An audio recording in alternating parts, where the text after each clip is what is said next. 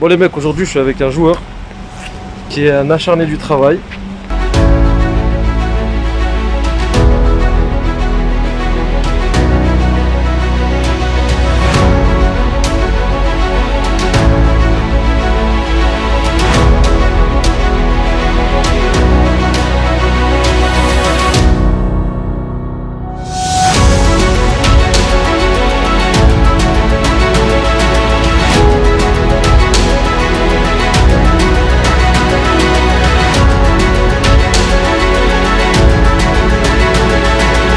Après, en ce moment, on a parlé quand on était dans la voiture, il a un petit souci que beaucoup vous avez. Et je pense que ce petit truc là, si vous faites pas attention à ça, et bien en fait ça va vous tétaniser, ça va vous bloquer énormément sur votre processus d'apprentissage, sur votre développement physique, votre développement mental, personnel, etc. Donc ce truc là c'est quoi? C'est le doute. Vous avez fait le plus dur. Vous voyez pas dans leurs yeux que c'est en train de changer, que c'est en train de tourner. Vous voyez pas qu'ils commencent à douter, qu'ils commencent à devenir fragiles, qu'ils commencent à s'énerver. Vous voyez pas ça? Vous voyez pas que ça tourne? Vous voyez pas qu'ils commencent à avoir peur?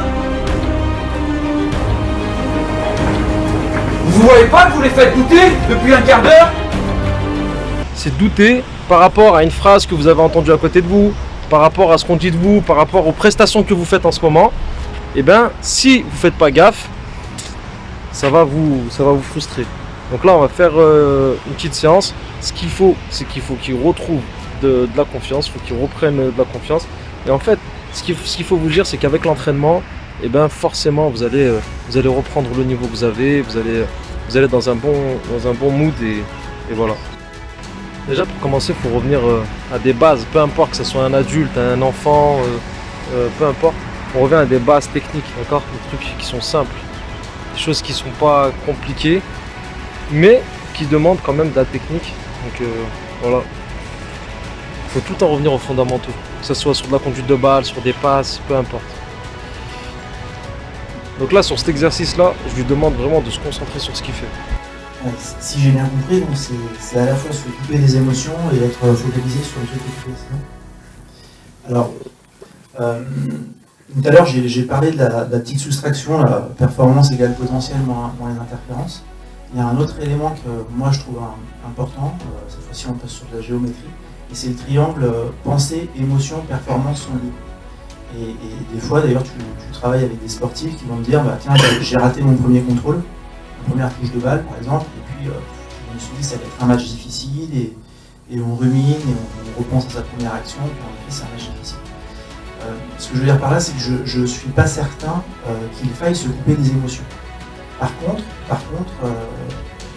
ce qui est important, c'est de savoir identifier quel type d'émotion m'aide à être performant, quel type d'émotion me dessert dans ma performance, et savoir comment aller chercher tel ou tel type d'émotion. Donc là, on n'est plus sur un exercice physique, mais plus mental, on va dire. Okay. Cédric, t'es prêt? Allez, c'est parti frérot. Allez. Donc là, je lui demande énormément de se concentrer sur ce qu'il fait. De se concentrer uniquement sur ce qu'il fait, pas sur ce qu'il pense en ce moment, sur ses petits soucis, on va dire, mais de se concentrer uniquement sur ce qu'il fait. Bon, j'espère que la vidéo, elle t'a plu. Dis-moi si tu as eu des doutes en commentaire. Dis-moi si là, tu es en période de doute.